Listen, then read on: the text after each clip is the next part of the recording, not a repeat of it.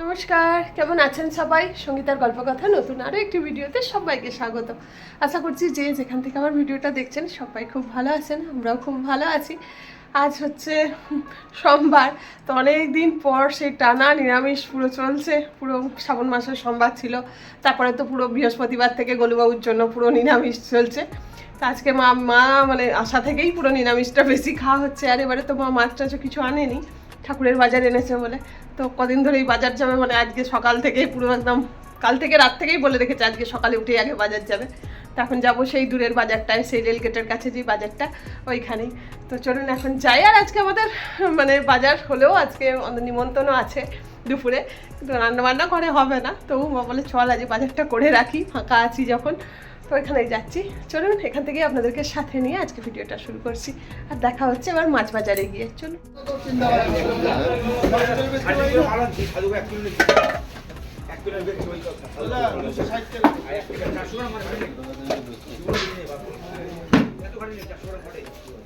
মায়ের সাথে বাজার এলে কী হয়, আমাকে কোনো চিন্তাই করতে হয় না, কি রান্না হবে না হবে সেই মতো মা বুঝে সুঝে বাজার করতে থাকে।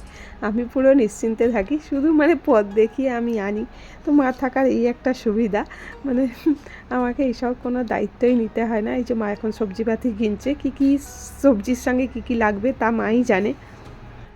ঘড়ি কাটা 10:30 বাজলো, এইমাত্র বাজার থেকে ফিরলাম।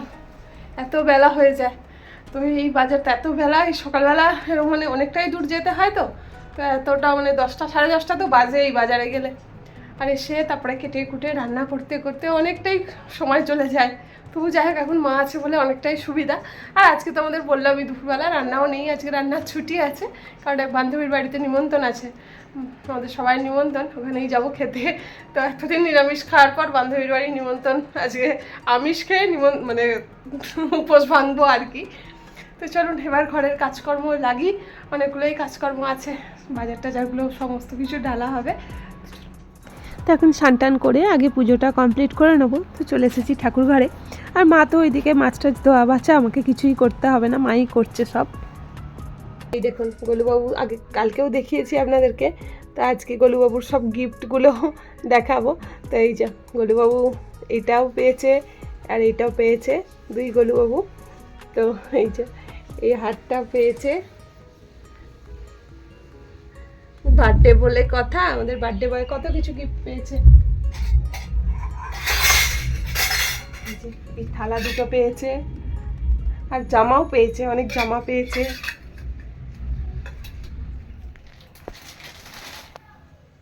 এই জামাগুলো পেয়েছে, আর একটা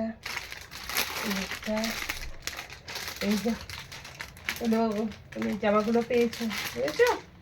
সব তোমার এবারে হলুদ পছন্দ, ওই জন্য গোলুবাবু সব হলুদই পেয়েছে। দেখুন আমি তো দুটো এনেইছি, ভুল করে হয়ে গেছে দুটো, মানে দুটোই ইয়েলো কালার। আমি একটা ইচ্ছা ছিল ব্লু কালার, কিন্তু দুটোই ইয়েলো কালার হয়ে গেছে। আর দেখুন গিফটও পেয়েছি ইয়েলো, মানে এবারে হয়তো গোলুবাবুর ইয়েলোটাই বেশি পছন্দ।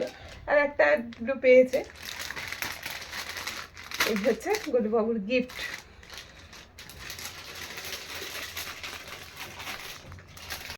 আর গুরুবাবুকেও দেখাচ্ছি কী কী গিফট পেয়েছে, কারণ কি বলুন তো, ছেলেপুলেদের জন্মদিন হলে যেমন তাদের গিফট খুলতে একটা খুশি থাকে, কি গিফট পেয়েছে না পেয়েছে। তো গোলুবাবুকেও ওই জন্য দেখাচ্ছিলাম যে গোলুবাবু কী কী গিফট পেয়েছে। তো গোলুবাবুর তো গিফট সেগুলো দেখা দরকার, তাই না? তো গোলুবাবুও খুশি হবে, তো ওই জন্যই সেগুলো সব দেখাচ্ছিলাম। তো চলুন এখন পুজোটাও কমপ্লিট করে নিই। আর আকাশটাও আজকে পুরো একদম দুমদাম শুরু করে দিয়েছে, মেঘ করছে। তো যাই হোক, পুজোটা ভালোভাবে কমপ্লিট হয়ে গেছে, যেটা ভগবানের কাছে বলছিলাম বারবারই, যে পুজোটা সুষ্ঠুভাবে হয়ে যাক, তারপরে যা হয় হবে। তো এবার বৃষ্টি নামলেও আর কোনো অসুবিধা নেই। তো পুজোটা খুব ভালোভাবে হয়ে গেছে। পুজো হয়ে গেছে, এবার জামা কাপড়টা চেঞ্জ করে আবার বসে গেছি ঘরের কাজে। তো ঘরের কাজে বলতে এই যে বাজারের ব্যাগটা খালি করতে হবে। ওদিকে তো মাছের দায়িত্ব মায়েরই, মা পুরো মাছ ধোয়া বাছা সব করছে, মানে একদম গোটাই সব মাছ টাছ কিনে আনা হয়েছিল আর কি। তো ইলিশ মাছটা পুরো মাই ঘরেই মানে কেটে রেডি করছে। তো ওই জন্য আমি এইগুলো বাজার টাজারগুলো এই সব দিকগুলো আমি সামলে নিচ্ছি। আর এই যে মা সবজি নিলে কি হয় বলুন তো, পুরো একদম বুঝে সুঝে কোন দিন কী সবজিটা হবে এরকম বুঝে সবজি কেনে। তো আমি কিনলে তো আর ওরকম করে হয় না, আমি যেটা সামনে পাই সেটাই দেখে নিই, পরে এসে ডিসাইড করি যে আজকে এটা হবে কালকে এটা হবে।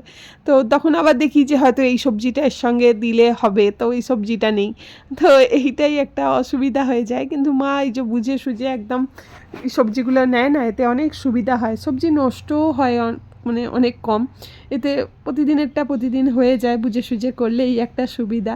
আসলে আমার তো অত এক্সপিরিয়েন্স নেই। তো ডাবে 150 টাকা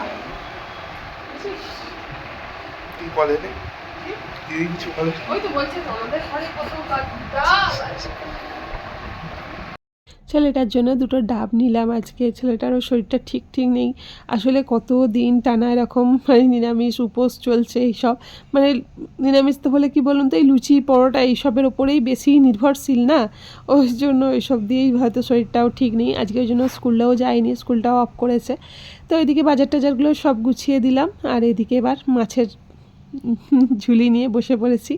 মা এই যে মাছ টাছগুলো সব রেডি করে রেখেছে, এইদিকে ইলিশ মাছ, পমফ্রেট মাছ, ভোলা মাছ, হ্যাঁ। তো এগুলোই এখনও মাছ আছে, সেগুলো মা এখনও বাছা হয়নি, তো সেইগুলো এই যে এখানে এখনও এই যে চিংড়ি মাছ আর আছে বাটা মাছ। তো একবারে মা কবে কি হবে সেই মতো হিসাব করে একদম মাছ কিনেছে। আর এবারে যেহেতু বাড়ি থেকে মাছ আনেনি, প্রত্যেকবারে তো বাড়ি থেকেই মাছ আনে, এবারে যেহেতু আনেনি ওই জন্য আজকে একবারে বাজারে গিয়ে মনের সুখে নিজের মতো করে মাছ বাজার করেছে।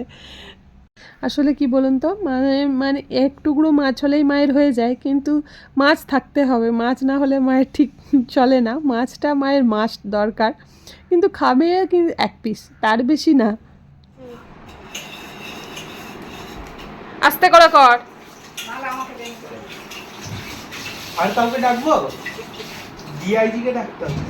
দিদিদের নারকেল বাগান আছে জানিস তো, দিদি ওই জন্য ভালো পারে। হ্যাঁ, দিদিদের ক টাকা করে গাছের, তোমাদের ক টাকা বিক্রি হয় ডাব? হ্যাঁ 20 টাকা পিস, আর এটা 80 টাকা পিস।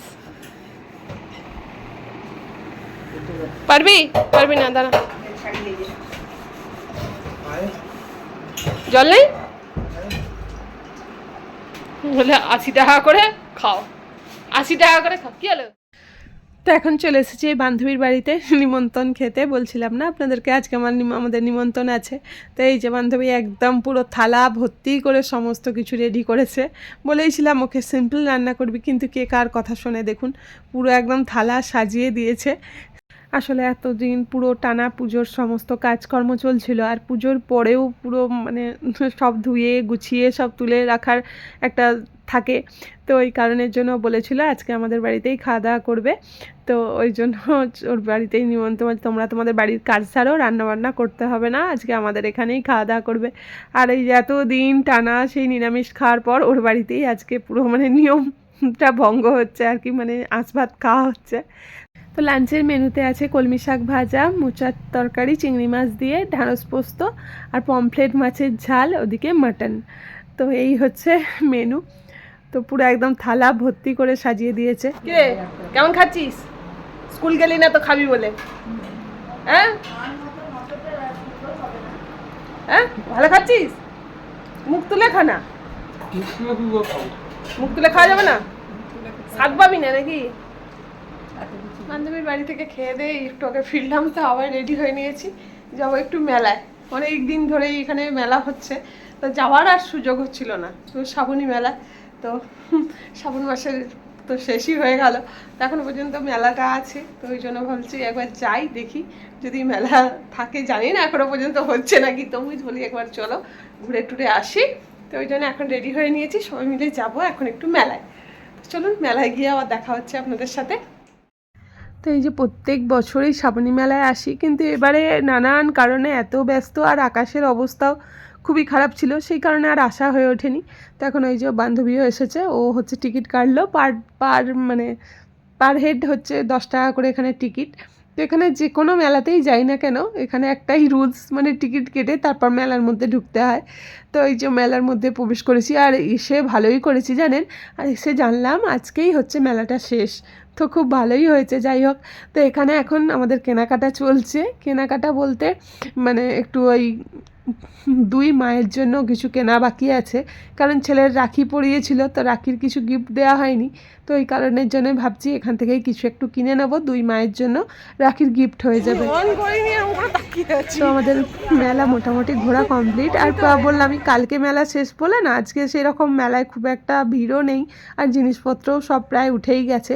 এই বেডশিটগুলো এত সুন্দর লাগছিল, দেখুন কটনের বেডশিট, খুব সুন্দর বেডশিটগুলো। আর এই যে বাংলাদেশের শাড়ি, তো এই বাংলাদেশ থেকে এই দোকানটা প্রত্যেক বছর মানে আসে। গেল বছর আমি একটা শাড়ি এখান থেকে নিয়েছিলাম, দেখুন কি সুন্দর সুন্দর শাড়িগুলো, দেখলেই পছন্দ হয়ে যাবে, এত সুন্দর লাগছে।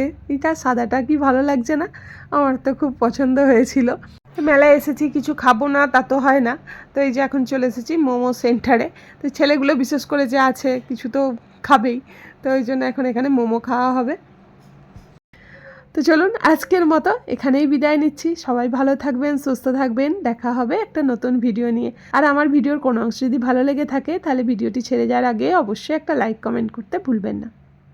ততক্ষণ পর্যন্ত সবাইকে টাটা।